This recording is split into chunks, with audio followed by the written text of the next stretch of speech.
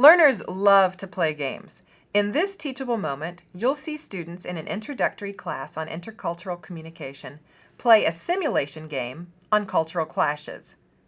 The game was created by training consultant Tiagi and can be purchased at his website for a mere $35.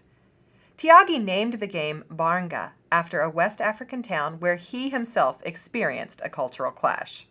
The simplicity of this game is its brilliance. Students play a round of cards following an assigned set of rules.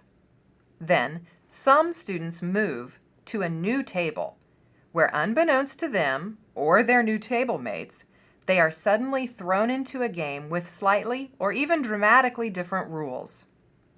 How like intercultural clashes, when sometimes we're not even aware that the rules have changed, or if we are interculturally savvy enough to realize that the rules, the norms, the values are different, we still aren't sure what to do about it. In a post-course evaluation, 16 of the 17 students reported the experience of this game to be somewhat or even very helpful. Any superior card players here?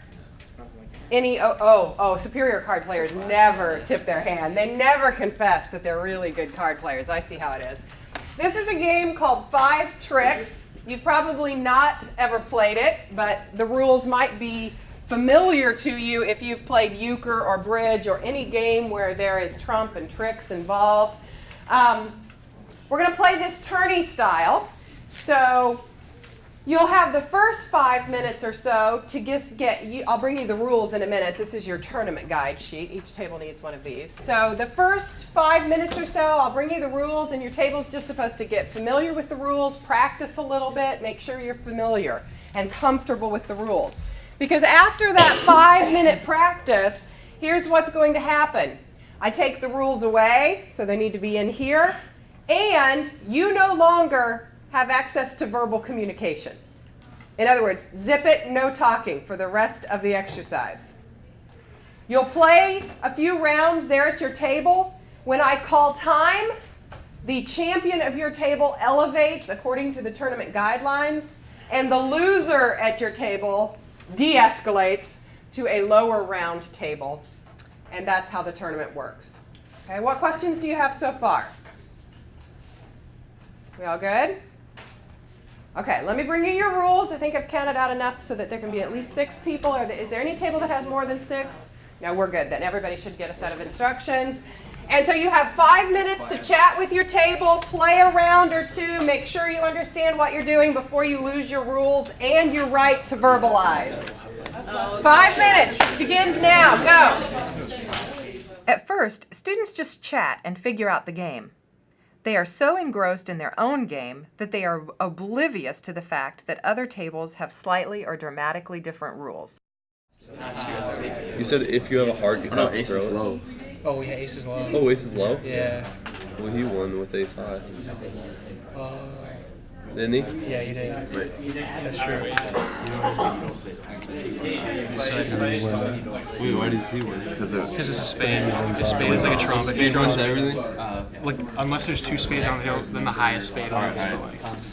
Okay, I'm going to collect your green sheets then. Keep the yellow ones. You'll need that to know how to move. So put them in.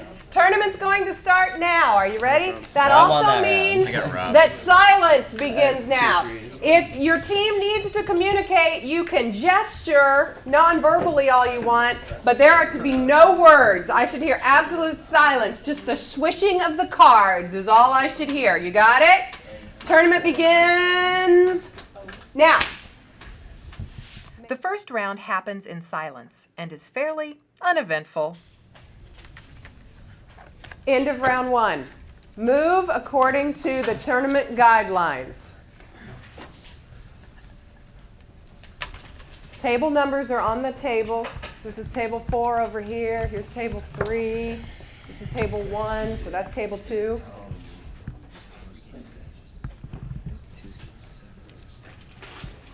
Two of you from each table should be moving. Remember, students don't realize it, but the newcomers to their tables have been playing by a different set of rules.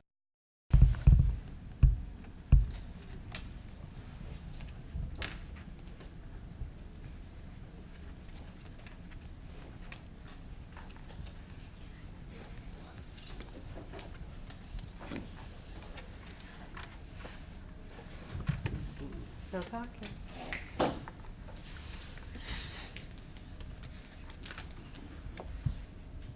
Hey, hey.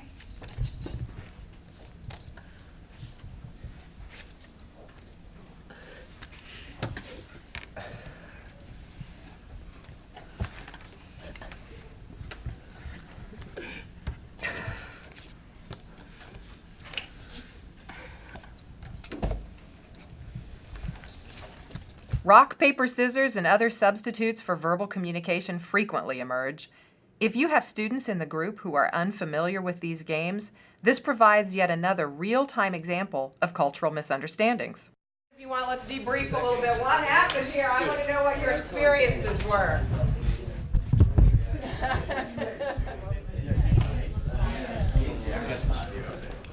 Tell me, first of all, I want to hear just general successes. Anybody feel like you had a moment of total success? You were awesome. You were ruling the world. They definitely made up their own game. They made up their own game. Okay. What else did you notice? Okay, I just want to buzz around here. Let me hear from this table. Any insights over here?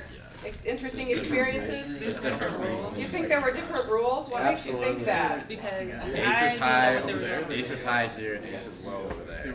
Think the rules are a little different? Anybody else? You may have read them wrong, so you're not sure the rules were different. No, we're pretty sure. I'm pretty sure. Was an ace Maybe the rules This were kid may different. not be, but the Maybe I rest of just us are. misunderstood them, but maybe they were different. Okay. For a complete list of debriefing questions, see Tiagi's Barnga game, available at his website. During our conversation following the activity, students explored how to maintain their own values while still being flexible to different cultural values. We discussed how quick and easy it is to judge the foreigner in our midst who plays by different rules.